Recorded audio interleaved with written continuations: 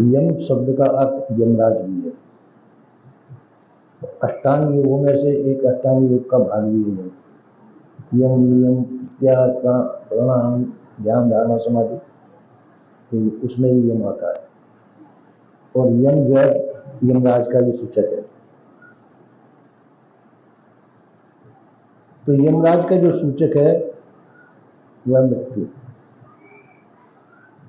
तो जीव की तो मृत्यु होती नहीं है क्योंकि यह अमर है। शरीर की मृत्यु होती है, शरीर नाशवान है। तो नाशवान वस्तु की नाश हो गई तो इसकी मृत्यु होती है। तो यम का मतलब है कि आपको जो अपने मार्ग से डिगा दे, जो तुम्हारा सत्य मार्ग है, सत्य मार्ग से डिगाने वाले को यम कहते हैं। कोई भी हो सकता है, अपना अपना प्रिय भी व्यक्ति हो सकता है, अप्रिय व्यक्ति भी हो सकता है। जो काम, क्रोध, लोभ, मोह, भय आदि वेगों को उत्पन्न कर सकता है तो वो यम माना जाता है। तो यम की प्रबलता जब होती है तो हम साधन मार्ग से चूक जाते हैं। कभी निद्रा, प्रमाद आदि भी हमारे अंदर आ जाते हैं, तो उसकी वजह से भी हम अपने मार्ग से चूकते हैं। तो मार्ग से चूकने का मतलब है कि हमारे अंदर उत्तेजना पैदा हो जाती है, मतलब उच्चाटन पैदा हो जाता है कि चलो आज नहीं करेंगे, अच्छा आज मतलब मन नहीं लग रहा है आज ऐसा। तो ये वेग हमारे अंदर ही पैदा होते हैं। उन वेगों को हम अपने पुरुषार्थ द्वारा जीत सकते हैं। इसको यम है जो हमारे मार्ग से हमको पतित करता हो, हमारे मार्ग से हमको चुकाता हो, हमारे मार्ग से जो हटाता हो, वही यम है, वही यमराज है। तो संसार का कोई भी व्यक्ति जो ये काम कर सकता है, पर हमको सजग सावधान रहना चाहिए। हमको किसी से भी डिगाने से डिगना नहीं चाहिए। अपना मार्ग है, पक्का है, अपने मार्ग पर अटल रहना चाहिए। भजन के टाइम पर भजन अवश्य करना चाहिए। आलस प्रमाद आ जाए उस पर विजय प्राप्त करनी चाहिए। यदि कोई किसी व्यक्ति की तरफ से यदि उच्चाटन होता है, उस व्यक्ति को कहने में नहीं आना चाहिए। तो समझो कि हम अपने भजन में सफल हो सकते हैं। और यदि अनेक संसार की आदि व्याधि उपाधियां ये भी उनके अंदर आती हैं, संसार के विघ्न हमारे मार्ग में बाधक हो सकते हैं। शरीर में नाना प्रकार के रोग हैं, रोग बाधक हो सकते हैं। तो इन चीजों को हम अवॉइड कर सकें, हटा सकें, उसमें इनकी चिंता न करें, तो हम भजन में सफल हो सकते हैं। नहीं तो कभी कभी कोई विकार हमारे सामने आएगा, कभी किसी के तरफ से कुछ न कुछ विकार आएगा, संसार के विद्रोह सामने आएंगे। ये सब यम के अंदर आते हैं। संसार के विद्रोह आज जो प्रकट होते हैं, नाना प्रकार की शारीरिक व्याधियां सामने आती हैं, तो इनको जो विजय प्राप्त करता है, इनको जो जीत सकता है, तो वो साधन कर सकता है। ये साधन के अंदर नाना प्रकार के विघ्न होते हैं।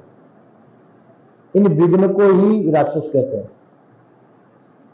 विघ्न करने वालों को राक्षस कहते हैं, जो विघ्न पैदा करते हैं। साधन मार्ग में विघ्न करने वालों को राक्षस कहते हैं। कोई कोई द्रोह करके करता है, कोई प्रेम करके भी करता है, कोई ऐसा कि तुम्हारा हित चिंतक बन करके द्रोह कर सकता है।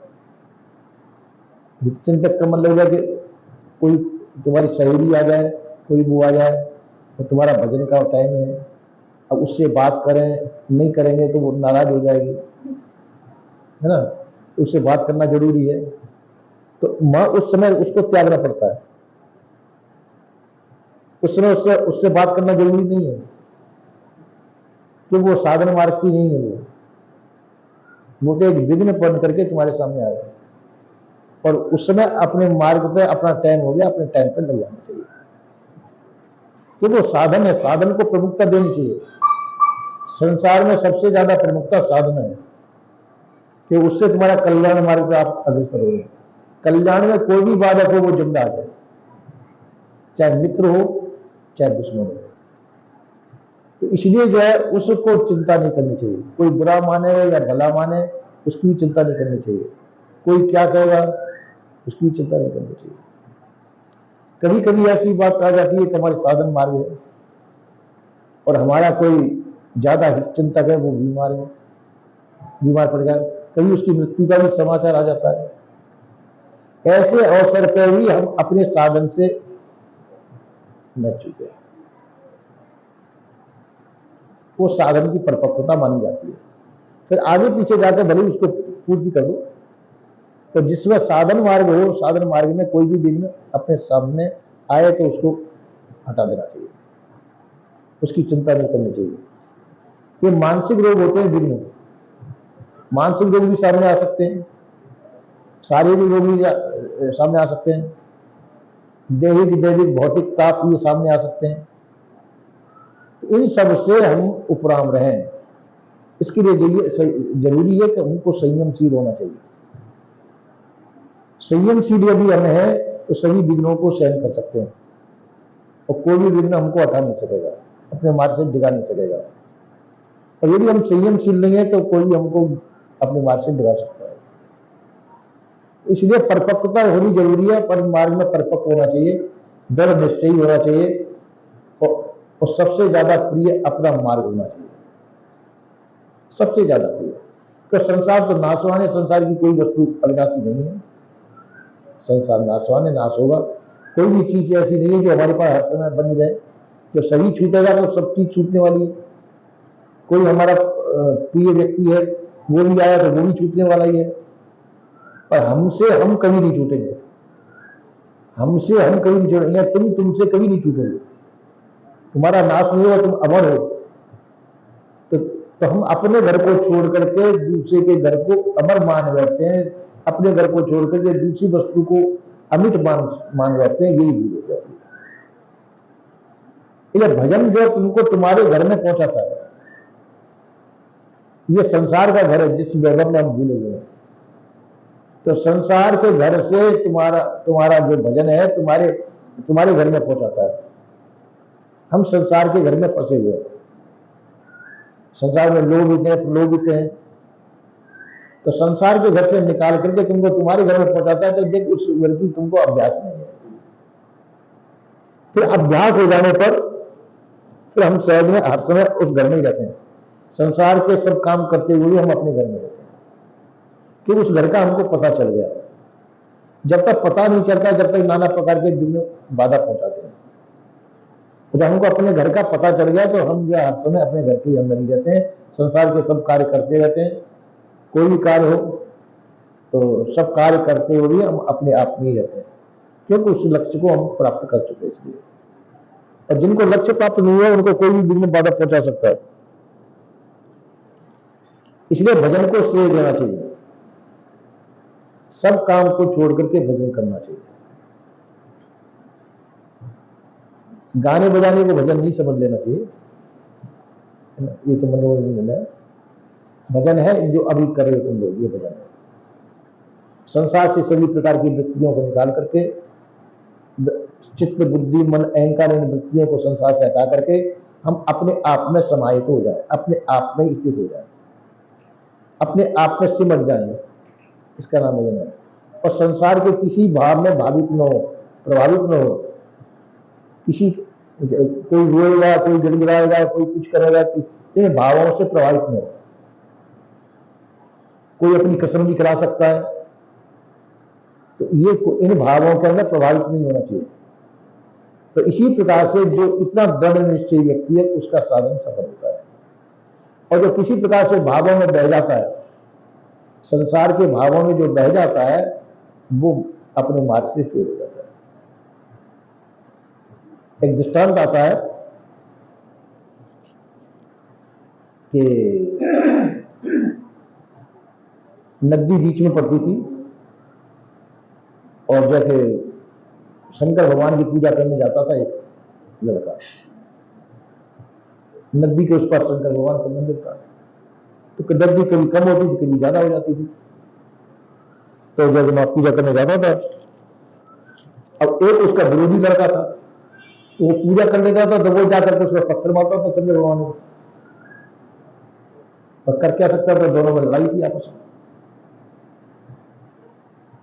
तो वो खींच के पत्थर मारता था। एक दफा क्या हुआ, नदी का भंडार आ गया, नदी को लबालब ऊपर तक बह रही है। अब उसने कहा कि जो पुजारी था शंकर भगवान का, उसने कहा कि हे भगवान, अब मैं नदी पार कैसे करूं, अब मेरी पूजा यहीं से स्वीकार कीजिए। तो वहीं वो अपना जो नैवेद्य ले गया था वहीं पर अर्पित कर दिया, हाथ जोड़ लिए वहीं से। अब दूसरा आया, दूसरे कहा अच्छा नदी बह रही है पर पत्थर तो मुझे मारना ही है।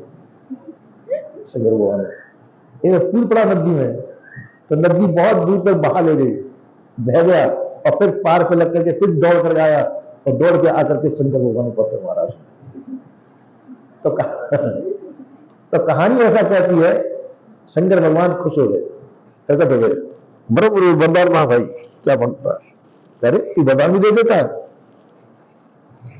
क्योंकि तू दृढ़ निश्चय है, तेरा निश्चय दृढ़ है, और जो मेरा पुजारी था उसका दृढ़ निश्चय नहीं था, इसलिए वो अधूरा रह गया, उसको दर्शन मेरे नहीं हुए क्योंकि वो दृढ़ निश्चय नहीं था। और तू दृढ़ निश्चय है, चाहे तेरा मेरा मेरा ज्ञान हो, भक्ति हो नहीं हो, पर तेरा जो दृढ़ निश्चय यही भक्ति है, तू अपने नियम को डिगा नहीं पाया। इसी प्रकार से ये तो कहानी है, दृष्टांत है, शंकर भगवान वगैरह कोई कुछ नहीं है, पर दृष्टांत है समझाने के लिए। तो इसी प्रकार से जो अपने मार्ग पर चलने के लिए दृढ़ निश्चयी है, जो संसार का किसी प्रकार से चिंता नहीं करते, संसार में कोई कुछ कहेगा, कोई कुछ कहेगा, कोई कुछ कहेगा, तो संसार की चिंता न करें, संसार के क्लेश भी बहुत होंगे, उन क्लेशों की चिंता न करें, तो जो वो अपने मार्ग में सफल हो सकता है। जो संसार का बिल्कुल चिंतन छोड़ दे, मन विघ्नों को चिंता छोड़ दे, तो वो अपने मार्ग में निश्चय पहुंचता है। उसके साथ साथ शरीर में नाना प्रकार के होने वाले उत्पाद, कभी बुखार है, कभी जुकाम है, कभी कुछ है, ठीक है बैठ नहीं सकते तो लेट के भी वजन कर सकते हैं, बैठने का मौका नहीं हो, लेट करके वजन कर सकते हैं। कभी मच्छर भी काट देंगे तो मच्छरदानी भी लगा सकते हैं, ऐसी कोई बात नहीं है, पर अपना काम करना चाहिए, भजन के टाइम में भजन अवश्य करना चाहिए, इसमें डिगमिग नहीं होना चाहिए, क्योंकि संसार की सब चीज नाशवान है, भजन के द्वारा जो प्राप्त हुआ तुम्हारा अपना घर प्राप्त हुआ, आप भजन तुम्हारा अपना है, और सब चीज तुम्हारी पराई है, सब छूटेगी तुम्हारी, सब चीज छूटने वाली है ना। और भजन जो भजन बताया गया, उस भजन के द्वारा जो प्राप्त हुए वो तुम स्वयं प्राप्त, तुम अपने घर में पहुंच रहे हो, और संसार पराया घर है, ये छूटने वाला है, हम अपने घर में पहुंच रहे हैं, तो इसलिए उसमें भीड़ नहीं करनी चाहिए, सब काम को छोड़ करके अप्रभु कृपा करो यही भांति, सब तक भजन करो दिन राति, इसी प्रकार से सोच करके हमको अपने भजन पर दृढ़ निश्चय करके और संसार की चिंता न करते हुए हमको दृढ़ निश्चय होना चाहिए, ऐसा संत गुरु कहते हैं। बोलिए श्री सद्गुरुदेव।